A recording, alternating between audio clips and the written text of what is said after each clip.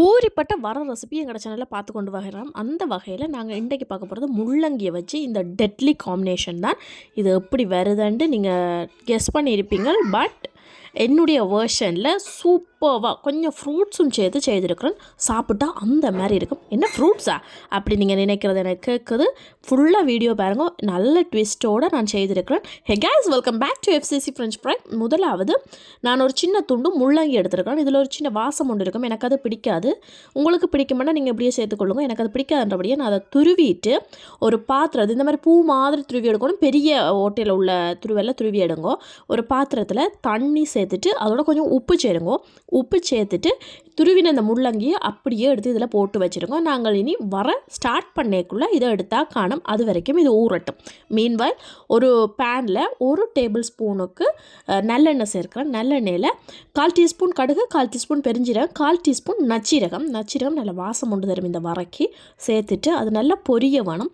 பொரிஞ்ச பிறகு 1 டீஸ்பூனுக்கு உளுத்தம்பருப்பும் 1 டீஸ்பூனுக்கு கடலைப்பருப்பும். இந்த வர ரெசிபிஸுக்கு இது சேர்த்தா நல்ல டேஸ்ட் வரும். இது நல்லா வதங்க வேணும்.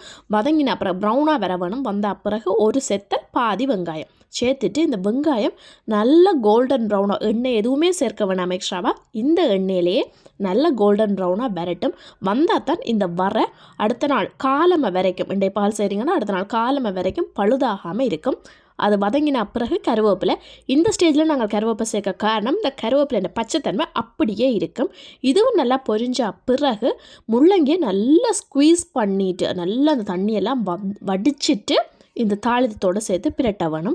சேர்த்து பிரட்டி ஒரு 2 நிமிஷம் வேக விடுங்க காணும். அதோட நாங்கள் வெட்டி வச்சிருக்கிற லீட்ஸ், அதோட கேப்சிகம், நான் மஞ்சள் கலர் எடுத்துருக்கிறேன். கொஞ்சம் கலர்ஃபுல்லாக இருக்கட்டும்ண்டு. இது ஆப்ஷனல் தான்.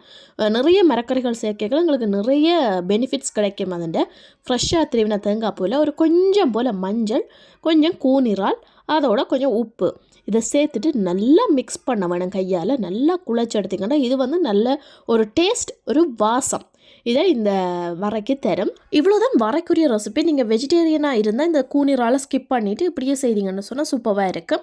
இப்படியே சாப்பிட்றத விட ஒரு சின்ன ஒரு ஃபீல் வர வேணும். நல்ல ஒரு இனிப்பு ஃபீலும் இருந்தால் இதில் நல்லா இருக்கும். அதனால் ஒரு சின்ன துண்டு ஆப்பிள் எடுத்து நான் இந்த மாதிரி பெரிய துளை உள்ள கிரேட்டாரில் திருவிட்டு மேலே சேர்த்துருக்கிறேன். ஸோ இப்படி சேர்க்கைக்குள்ள எந்த இடத்துலேருந்து ஸ்வீட் வருதுன்னு கண்டுபிடிக்க முடியாது. கண்டுபிடிக்கிறதுக்குள்ளே இதை வரையே முடிஞ்சிடும். அந்த மாதிரியான ஒரு ஸ்வீட் தான்.